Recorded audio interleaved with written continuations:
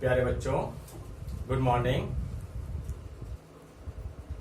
आप सभी लोगों का इंटरनेशनल एकेडमी में स्वागत है। आज मैं आप लोगों के लिए एक नए टॉपिक के साथ आया हूं। क्लास 10 के विज्ञान के नए टॉपिक, और इस टॉपिक का नेम है रासायनिक अभिक्रिया और समीकरण।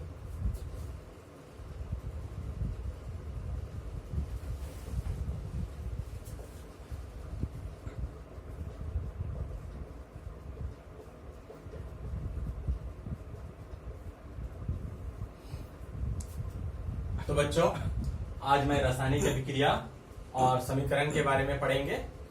तो सबसे पहले मैं आप लोगों को थोड़ा रासायनिक अभिक्रिया के बारे में बताता हूं, तो आप जरा ध्यान से सुनिएगा। सबसे पहले मैं रासायनिक अभिक्रिया से अवगत होते हैं हम सभी लोग।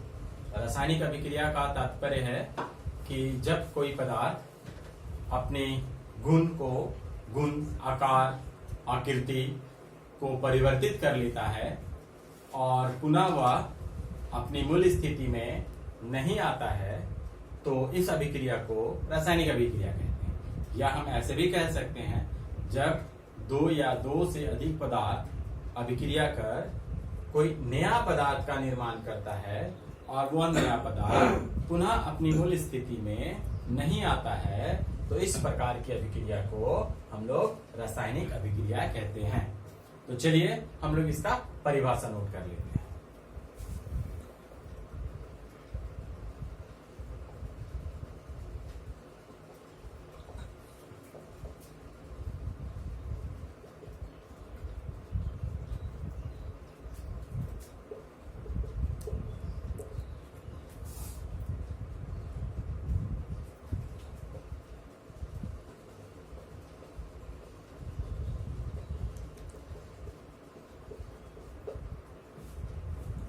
जब दो या दो से अधिक पदार्थ आपस में अभिक्रिया कर नया पदार्थ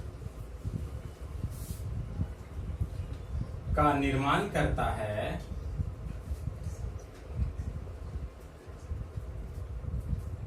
तथा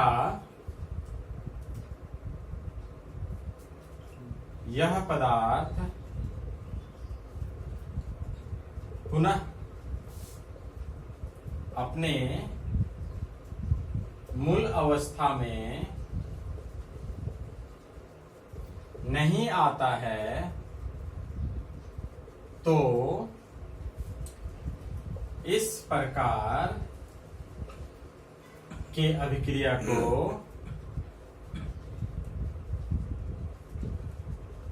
रासायनिक अभिक्रिया कहते हैं। रासायनिक अभिक्रिया कहते हैं। चलिए कुछ उदाहरण लेते हैं। जैसे कि लोहे में जंग लगना।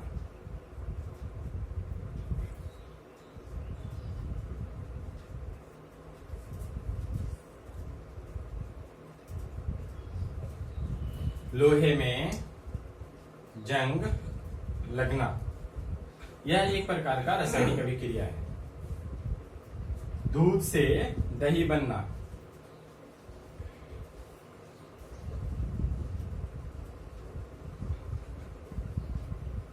यह भी एक रासायनिक अभिक्रिया का उदाहरण है।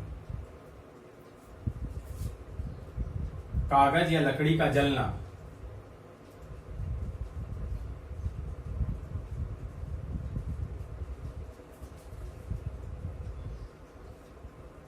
ये भी रासायनिक अभिक्रिया के उदाहरण। इस तरीके से बहुत सारे रासायनिक अभिक्रिया के उदाहरण हैं, लेकिन मैं आप लोगों को थोड़ा इसके बारे में विस्तृत जानकारी दे दूं। जैसे कि यहाँ पे लिखा गया है लोहे में जंग लगना, तो आपके माइंड में सवाल आता होगा, लोहे में जब जंग लगता है तो वह कैसे हम कह सकते हैं कि वह रासायनिक अभिक्रिया हो। तो मैं थोड़ा इसकी व्याख्या कर देता हूँ, एक्सप्लेन कर देता हूँ। और ये है, देखिए आपने देखा होगा कि जब लोहे को अगर हम लोग खुले वातावरण में, जलवायु में रख दिया जाता है, तो उसके ऊपर एक भूरे रंग की परत बन जाती है। और यह भूरे रंग की परत जो है वो आयरन ऑक्साइड है। आयरन ऑक्सीजन के साथ अभिक्रिया कर लिया, यानी लोहा जो है वो ऑक्सीजन के साथ अभिक्रिया कर लिया, आयरन ऑक्साइड बोलिए या उससे लौह ऑक्साइड बोलिए, दोनों सेम चीजें हैं, और वो एक नया यौगिक बनाता है लौह ऑक्साइड। तो हम कह सकते हैं कि लौह ऑक्साइड से फिर हम पुनः लोहे में परिवर्तित नहीं कर सकते हैं, उसे परिवर्तित नहीं किया जा सकता है। तो इस प्रकार, और उसके गुण भी परिवर्तित हो गए, रंग भी परिवर्तित हो गया, सब कुछ बदल गया, इसलिए मैंने इसे रासायनिक अभिक्रिया कहा। दूध से दही बनना, ये इसके बारे में तो सब कोई जानते होंगे, क्योंकि दूध से जब एक बार दही बन जाता है तो हम चाहे लाख कोशिश करें फिर से दही दूध नहीं बन सकता है। तो इस प्रकार आपको समझ में आ रहा होगा कि रासायनिक अभिक्रिया क्या होता है। दोबारा देखिए, आप कोई कागज या लकड़ी या कोई अन्य पदार्थ को हम लेते हैं और उसे जलाते हैं, तो जलाने के बाद वो एक नए पदार्थ अर्थात कार्बन डाइऑक्साइड, और जिस भी पदार्थ को जलाते हैं उस पदार्थ का ऑक्साइड बन जाता है, और इस प्रकार वह पुनः अपनी मूल स्थिति में नहीं आता है। तो हम इसे रासायनिक अभिक्रिया कह सकते हैं। तो आप लोगों को उम्मीद करते हैं कि रासायनिक अभिक्रिया समझ में आया होगा। आप चाहे तो इसे नोट कर लीजिए, इसके आगे मैं रासायनिक समीकरण के बारे में बताऊंगा। आप इसे स्क्रीनशॉट ले सकते हैं या आप इसे पॉज कर नोट कर सकते हैं। तो मैं अब इसे मिटाने जा रहा हूं। चलिए अब मैं मिटाता हूं।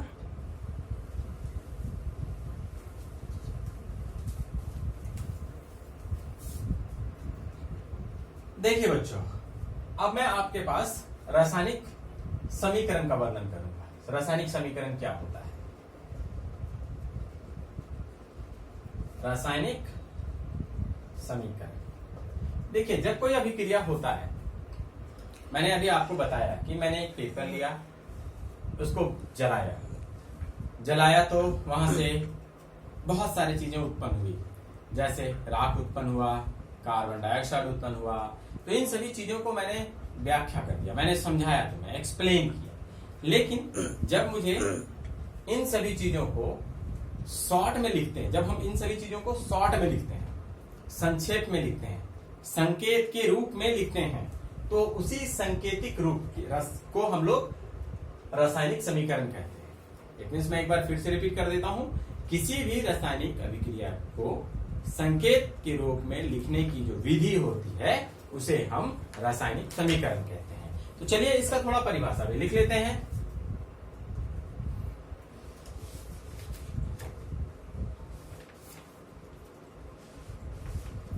किसी भी रासायनिक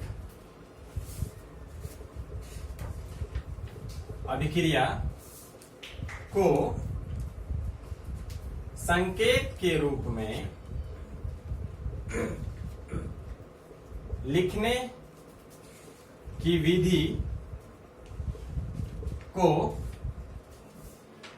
की विधि को रासायनिक समीकरण कहते हैं। अब मैं आपको बता दूं, एक अभिक्रिया है जिसमें मैं उदाहरण के द्वारा समझा रहा हूं, हाइड्रोजन और ऑक्सीजन। जैसे कि आप लोग जानते हैं, हाइड्रोजन और ऑक्सीजन आपस में अगर अभिक्रिया करते हैं तो जल का निर्माण करते हैं। अब बताइए, इस शब्द को मुझे कितना लंबा एक्सप्लेन करना पड़ा। इसी को मैं एक दूसरे तरीके से आपको समझा सकता हूं, और वह तरीका क्या है? वह तरीका है, मैंने हाइड्रोजन लिया और ऑक्सीजन के साथ अभिक्रिया करवा दिया, और अभिक्रिया करने के बाद यह एक नया पदार्थ बना, और उस नए पदार्थ को जल कहते हैं। तो ये देखिए, ये कितने संक्षेप में लिखा गया है। तो इस तरीके से संक्षेप में लिखने की ये जो विधि होती है, इसी विधि को हम लोग रासायनिक समीकरण कहते हैं। और भी उदाहरण दे सकता हूं मैं आपको, जैसे मैग्नीशियम ऑक्सीजन के साथ अभिक्रिया किया और ये क्या बना लिया? MgO बना लिया।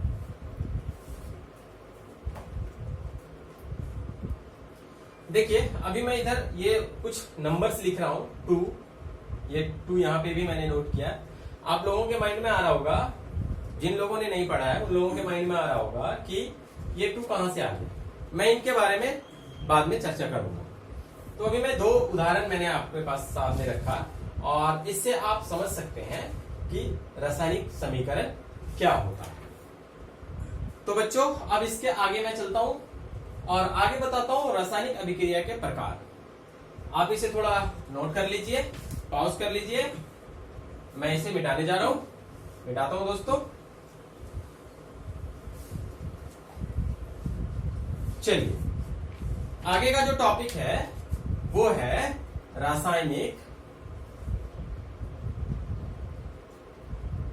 अभिक्रिया के प्रकार। चलिए अभी तक आपने रासायनिक अभिक्रिया के बारे में बहुत पढ़ा है, लेकिन अब मैं आपको बता दूं कि रासायनिक अभिक्रिया सब एक जैसे नहीं होते हैं।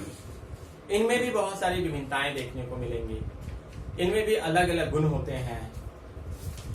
इसलिए रासायनिक अभिक्रिया को कई वर्गों में बांटा गया है। तो सबसे पहले मैं आपको बताता हूं, जो पहला प्रकार है रासायनिक अभिक्रिया का वो है आपका संयोजन अभिक्रिया।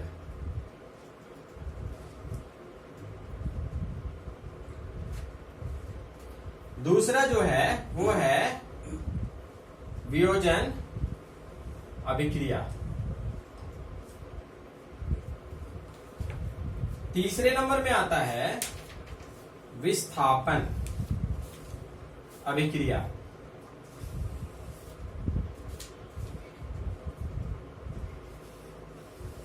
चौथा नंबर में आता है द्विविस्थापन।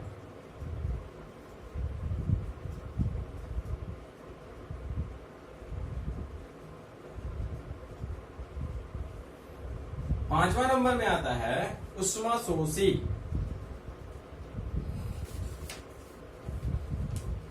अभिक्रिया। छठे नंबर में आता है उष्माक्षेपी अभिक्रिया। सातवां नंबर में आता है 5,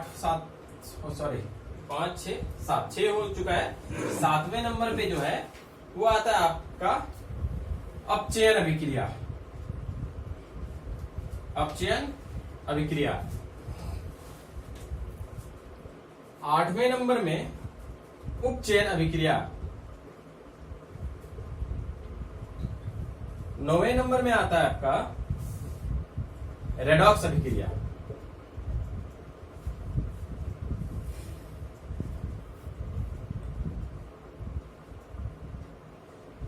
ये मुख्य अभिक्रिया है, और भी कुछ नाम हो सकते हैं, और अगर कोई न्यू नाम आता है तो मैं जब इन अभिक्रियाओं के बारे में विस्तार से वर्णन करूंगा तो मैं उसको एक्सप्लेन करता जाऊं।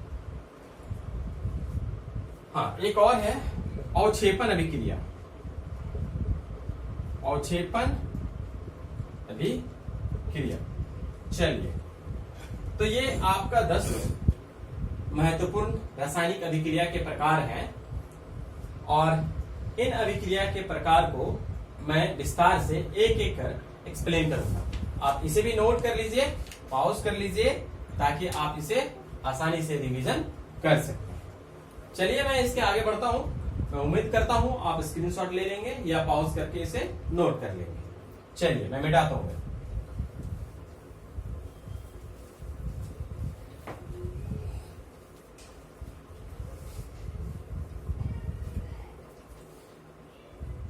चलो बच्चों, अब मैं आपको बताता हूं संयोजन अभिक्रिया।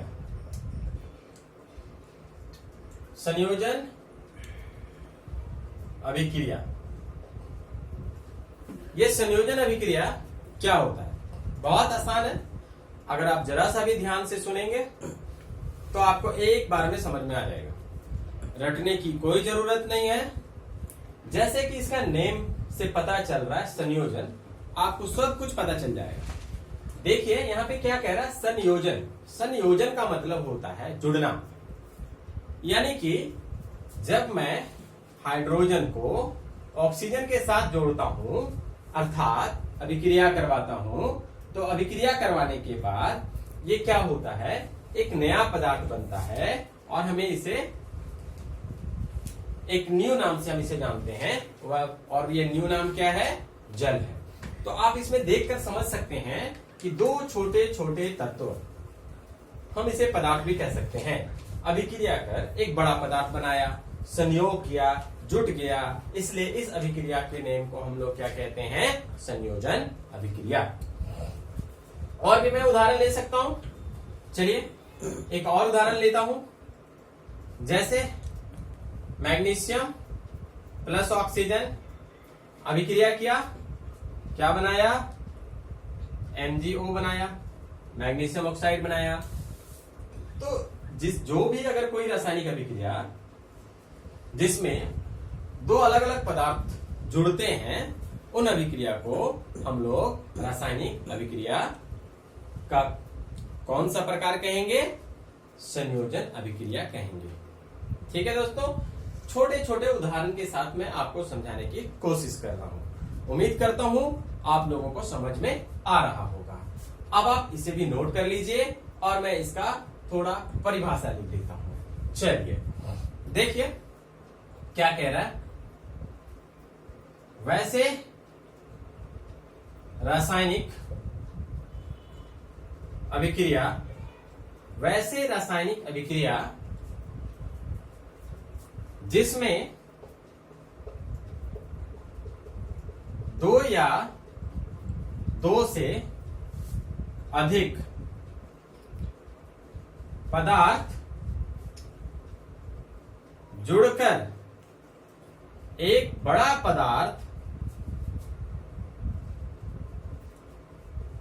का निर्माण करता है,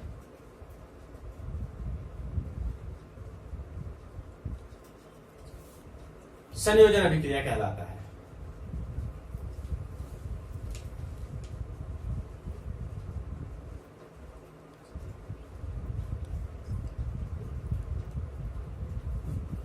आप इसे नोट कर लीजिए। इसके बाद मैं इसके सेकंड नंबर की अभिक्रिया यानी कि दूसरे नंबर में मैंने जो बताया था वियोजन अभिक्रिया, उसको बताता हूं। चलिए आप इसे भी नोट कर लीजिए और मैं इसे मिटाता हूं।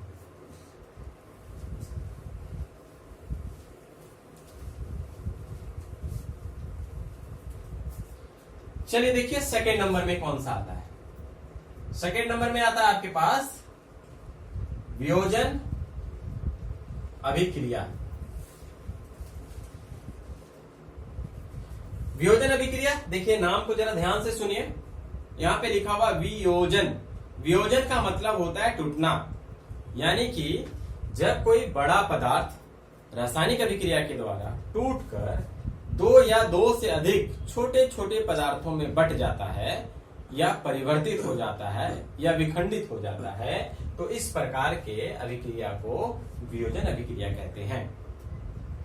चलिए पहले परिभाषा लिखते हैं, फिर मैं आपको उदाहरण देता हूं इसका।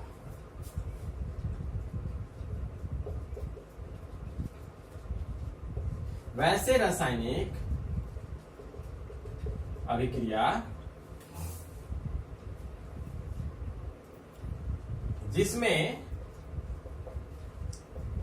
एक बड़ा पदार्थ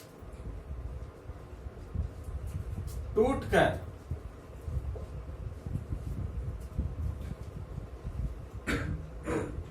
दो या दो से अधिक छोटे छोटे पदार्थों में बदल जाता है,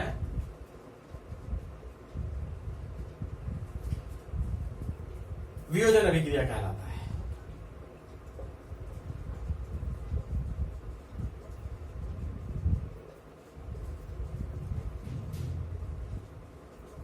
चलिए बच्चे अब मैं उदाहरण देता हूं आपको।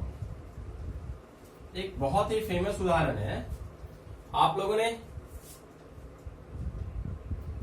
CaCO3 का नेम सुना होगा। इसे संगमरमर कहते हैं, मार्बल कहते हैं, विज्ञान की भाषा में कैल्शियम कार्बोनेट कहते हैं। आपको मालूम होगा कि जब हम कैल्शियम कार्बोनेट को गर्म करते हैं तो गर्म करने के बाद या CaO कैल्शियम ऑक्साइड में विखंडित हो जाता है और एक और पदार्थ बनाता है CO2 यानी कि कार्बन डाइऑक्साइड। तो ये जो है विखंडन अभिक्रिया का एक बहुत ही अच्छा उदाहरण है। दूसरा मैं आपको बताऊं,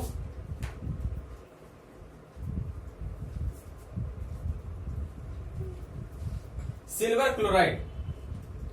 इस सिल्वर क्लोराइड को अगर मैं सनलाइट मतलब सूर्य के प्रकाश में अगर रखता हूं तो ये भी टूट जाता है और क्लोरीन अलग हो जाता है। तो इस प्रकार देखिए, इधर एक बड़ा पदार्थ को जब अभिक्रिया कराते हैं तो दो नए पदार्थ बनते हैं, फिर एक बड़ा पदार्थ को अभिक्रिया कराए तो एक नए पदार्थ बन गए। तो ये जो है आपका वियोजन अभिक्रिया का उदाहरण है। तो आप इसे भी नोट कर लीजिए। मैं उम्मीद करता हूं कि आपको संयोजन और वियोजन अभिक्रिया अच्छे से समझ में आया होगा। आज मैं आप लोगों के लिए क्लास को यहीं पे रोकता हूं।